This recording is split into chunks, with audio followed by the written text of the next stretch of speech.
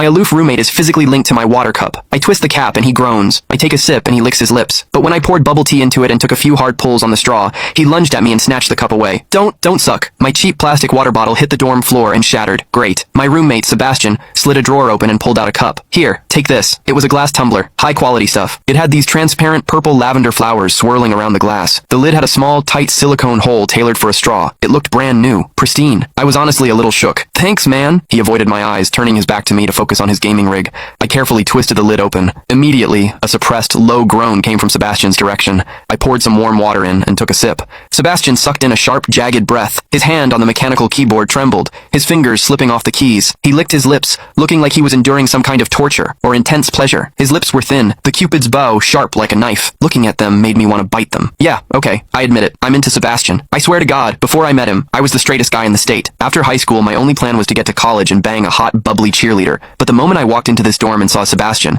that plan went out the window. 4 years of college and he's the only one I want to mess around with. But I couldn't tell him. No way. I was terrified that if I spilled my guts, we wouldn't even be friends anymore. Because Sebastian is straight. Like, painfully straight. Only 2 weeks ago, he turned down a senior, a varsity swimmer, total stud, who asked him out. After that, Sebastian came back to the room and sat at his desk with a face like thunder for hours. The guy must be a raging homophobe. Maybe it was because the cup was a gift from my crush, but that warm water tasted sweeter than usual. It had a weirdly good aftertaste. I grabbed a straw from my desk and shoved it deep into the hole on the lid. The second I did, a strangled moan ripped out of Sebastian's throat. He bolted up and sprinted into the bathroom. Weird. We were just gaming. Why the hell did he suddenly need a shower? He didn't even grab a change of clothes or a towel. My hearing has always been too good for my own good. Through the thin bathroom door, I heard whimpery, muffled sounds. Soft, hot, suppressed. As a dude, I knew exactly what that sound was. He was jerking off. When I get horny, I usually wait until lights out and hide under the covers like a rat. But Sebastian, it's the middle of the damn day and he just goes for it? Talk about high testosterone. Sebastian is gorgeous. He's got that cold, don't touch me vibe, but his eyes are sharp, almost like a fox. He looks like a priest who's secretly a sinner, tempting as hell. I've heard people say his smile is killer,